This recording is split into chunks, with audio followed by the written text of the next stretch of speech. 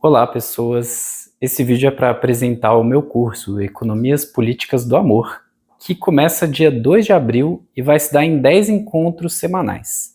Antes de mais nada, deixa eu me apresentar. Meu nome é Gustavo Andrade Soares, eu sou psicanalista e em abril eu vou defender o meu mestrado em Psicologia Social na USP, que foi uma pesquisa que durou aí uns 3 anos, onde eu estudei como que as narrativas amorosas se entrelaçam com contextos econômicos, especialmente pegando o exemplo de grupos masculinistas de internet, né, que tendem a falar dos próprios relacionamentos muito sob um ponto de vista econômico, que tem a ver com uma certa racionalidade da nossa época, né. E aí, olhando para as narrativas amorosas ao longo da história, tipo o amor romântico, o amor cortês, que antecede ele, eu fui percebendo que elas sempre tiveram mais ou menos relacionadas, né, interligadas com o contexto econômico. Isso é uma coisa que pode parecer meio óbvia para quem é da sociologia, para quem é da antropologia, ou mesmo para quem já estudou muito teoria literária, né?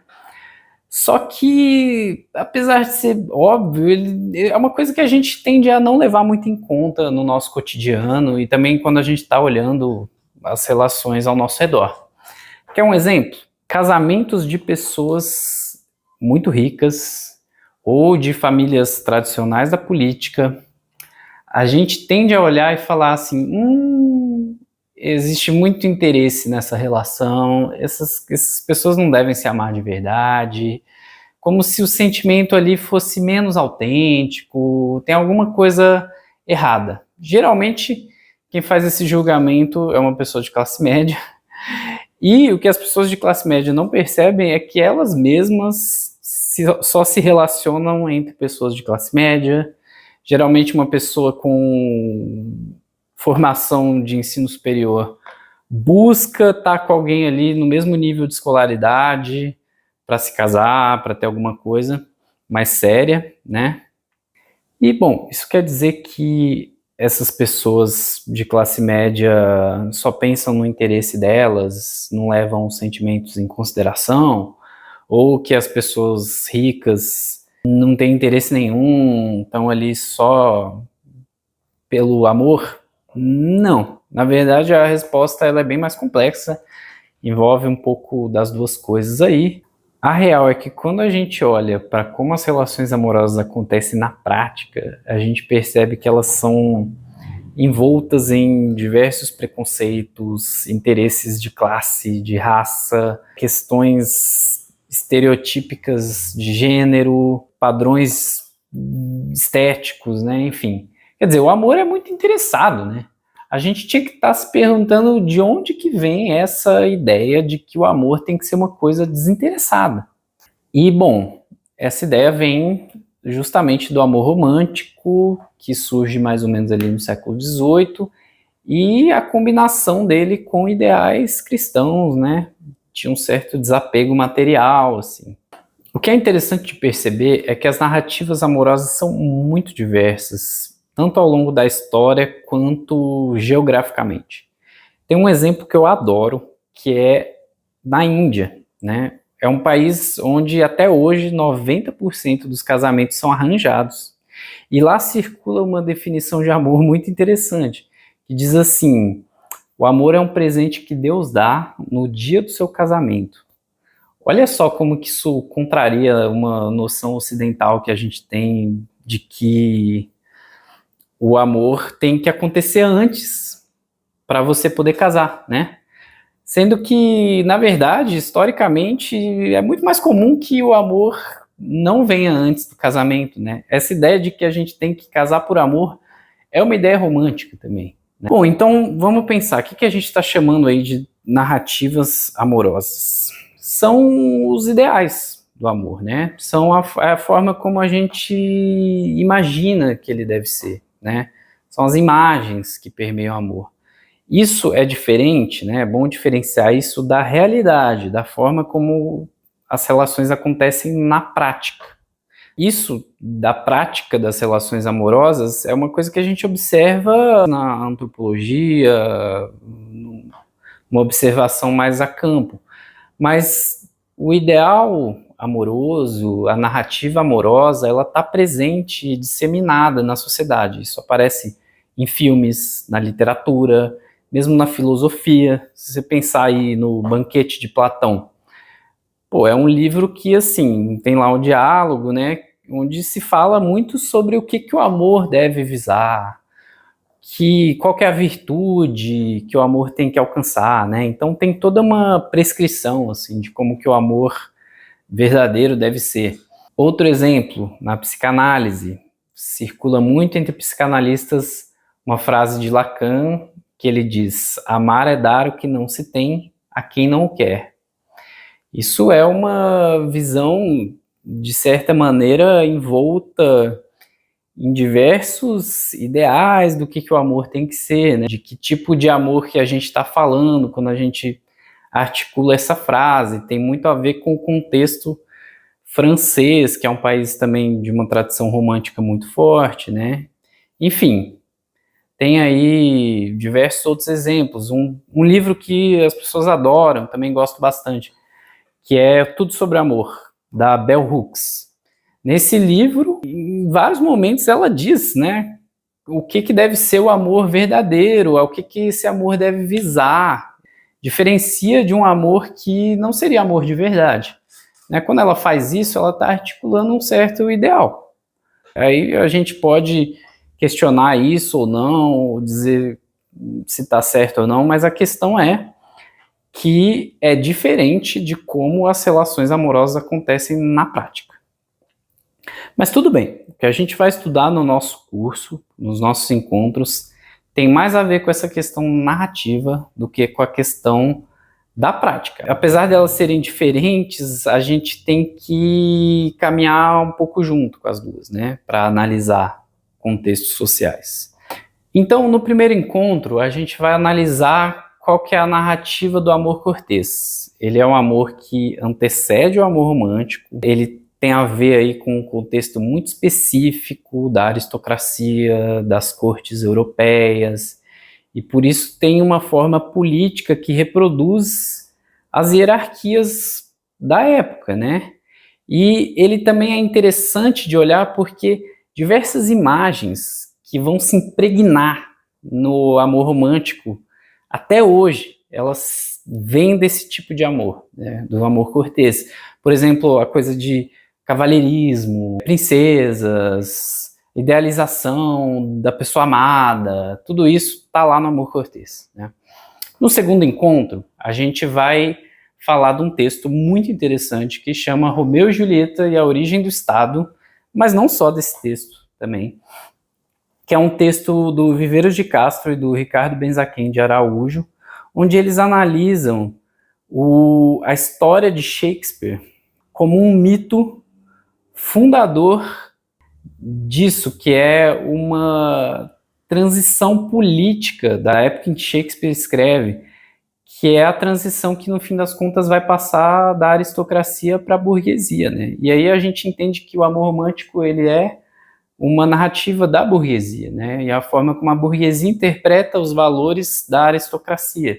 Então é interessante olhar para essa passagem que aí vai ter a Revolução Francesa, a Revolução Industrial, enfim. E aí diversos ideais se articulam com isso, né? No terceiro encontro a gente vai falar da rebeldia romântica, que é essa ideia de casar por amor, né? É uma rebeldia, no fim das contas, do indivíduo contra a sociedade, do indivíduo contra os valores utilitaristas da própria burguesia. É interessante perceber como isso toma áreas de luta política. Se você olhar para o Rousseau, que é um filósofo base do pensamento romântico, ele articula ali diversas ideias de uma certa pureza do amor, um amor que se volta para a natureza, enfim. Tem todo um ideal ali que, inclusive, vai inspirar filosofias socialistas. É interessante perceber isso também. No quarto encontro, a gente vai falar sobre como que esses ideais acabam encobrindo questões materiais. Isso remete ao que eu falei lá no começo, da ideia do desinteresse. como se o amor tivesse que ser sempre desinteressado. E aí esse ideal ele acaba implicando em diversas contradições para os indivíduos. Contradições que vão levar, inclusive, a questões neuróticas na época. Não só isso, né? Não dá para a gente reduzir a neurose a isso, mas a neurose de que o Freud fala, né, de que existe uma explosão da neurose nesse período, tem muito a ver com essa batalha dos ideais e da moral, que no fim é uma moral da pureza, do recato. Ela acaba restringindo muito a sexualidade. Então é interessante olhar as implicações para a própria psicanálise. Já no quinto encontro, a gente vai entrar na temática do amor no Brasil. E aí a gente vai ver como que esses ideais europeus, eles acabam tendo uma adaptação ou uma recepção muito diferente. Num país que é profundamente atravessado por questões raciais, como a miscigenação, a gente vai ver que não só circulam outras formas, outras narrativas de amor aqui, mas também o amor romântico, ele implica um certo racismo, que está muito presente na ideia de que a mulher branca é para casar, para um relacionamento sério, e a mulher negra vai ficando para um lugar ali de sexo e de erotismo. Fora muitos outros exemplos que a gente pode dar, né? Esse encontro ele tenta dar um pouco conta dessa complexidade do Brasil. E aí o sexto encontro, mantendo a temática brasileira, a gente vai falar, né, das narrativas amorosas indígenas. Moqueca de Maridos é um texto da Beth Mindlin, que é super interessante, né, onde ela faz uma etnografia de diversos contos eróticos indígenas, mas a gente não vai tratar só desse texto, a gente vai olhar para outras formas narrativas aí, indígenas, por exemplo, a origem do açaí, e é muito interessante olhar para essa construção narrativa que tem muito a ver com a própria sociedade indígena, claro, né? A cosmovisão indígena, a organização do espaço, a organização material, mas a maneira como o mundo natural é enxergado também, né? Que a visão branca e europeia acaba separando muito, né? Os humanos do mundo natural. Bom, o sétimo encontro, a ética romântica e o espírito do consumismo moderno, é baseado no livro do Colin Campbell. E também não é a única bibliografia do encontro, mas a gente vai entrar na questão de como que o consumo, como que a cultura do consumo vai influenciando nas narrativas amorosas. Isso a gente pode ver por uma série de fatores, como, por exemplo, a forma como o consumo é alavancado por um certo ideal romântico, né? A propaganda de margarina é um clássico disso, né? Toda a utopia conjugal da família está ali. E como que a falta, que também faz parte das noções românticas, né? Ela vai ser instrumentalizada no mundo do consumo. O encontro seguinte, entre a liberdade sexual e a liberdade de consumo, a gente vai entrar num tema mais espinhoso, né? A liberdade sexual, ela vem com a revolução feminista, a segunda onda feminista, foi super importante, foi um movimento emancipatório, né, para as mulheres. Tem muito a ver com um período também de uma possibilidade de maior equidade nas relações. Então, o homem não precisa mais ser o provedor, o detentor de todo o poder econômico da família, e a mulher não precisa mais ser a dependente, nesse caso, e a dona de casa. Então, a entrada da mulher no mercado de trabalho tem uma influência muito grande. Só que a gente vai ver como que a liberdade sexual acaba entrando num circuito de consumo e como que certas figuras começam a se aproveitar um pouco disso também. Então a gente tem a figura do homem que foge de compromisso, ou o homem cafajeste, assim. Isso é uma figura que começa a explodir no final do século XX, né? Os relatos disso começam a crescer. E tem muito a ver com esse contexto de liberdade sexual. Saindo de um ideal emancipatório para no fim das contas só aprofundar hierarquias. A gente vai tentar contrapor nesse encontro também duas formas de não monogamia. Uma não monogamia neoliberal, que a gente pode chamar assim, e uma não monogamia descolonial, baseado aí nas ideias da Geni Nunes. E aí, por fim, no penúltimo encontro, a gente vai falar de neoliberalismo e capital sexual. A gente vai ver como que o neoliberalismo, que é uma racionalidade que surge aí no interior do capitalismo, vem desde a década de 70, tem se aprofundado nas últimas décadas, né? Ela vai instrumentalizando as relações a tal ponto que elas começam a se reduzir a meras transações. E toda a ideia da construção de uma empresa de si, do sujeito que é empreendedor, que agora, com a difusão dessa mentalidade empresarial, todo mundo tem que ser empreendedor, né? Como que isso leva a um certo ideal, por exemplo, da inteligência emocional, que é um ideal de controle das emoções que, no fim das contas, confronta certas noções românticas. O romantismo se baseia num certo descontrole das emoções, da paixão que toma conta e você não tem o que fazer. Então ele, de certa maneira, vai sendo um movimento antirromântico. E aí toda a ideia de performar numa relação, de ter que ter um alto desempenho para tudo, né?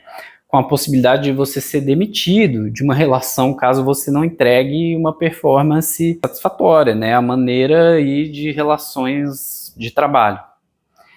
E aí, por fim, o último encontro é um encontro sobre amor e luta de classes, onde eu vou trazer um pouco da obra da Alexandra Kollontai, que foi uma líder revolucionária russa, teórica do feminismo marxista, e ela traz definições muito interessantes sobre o amor, onde ela tenta construir uma narrativa nova para o amor que não seja a narrativa burguesa romântica, uma época em que existia um espírito revolucionário e de renovação em diversas áreas, né?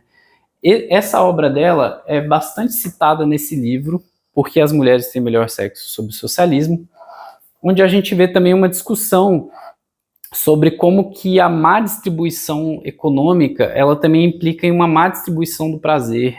E vai ter uma pergunta de fundo aí, que vai atravessar todo o curso e que a gente espera tentar articular ela de alguma forma no final, né? E eu conto com a ajuda de todo mundo para fazer isso, que é a pergunta assim, será que as relações amorosas têm o poder, as narrativas amorosas, vamos dizer assim, têm o poder de transformar as estruturas econômicas, de criar alguma modificação no sistema, ou é sempre de cima para baixo, né? Ou é sempre a estrutura que vai determinar como que as narrativas amorosas vão se dar, vão ser criadas e reproduzidas. Enfim, bom, sobre os encontros é isso. Vocês podem se inscrever para o curso completo, que vai ficar um pouquinho mais barato aí do que se inscrever para cada encontro avulso. E também, se inscrevendo para o curso completo, tem direito ao certificado. Né? Os encontros vão ser todos gravados, vão ficar disponíveis aí para quem não puder estar presente no dia. E é isso, gente. Espero vocês lá.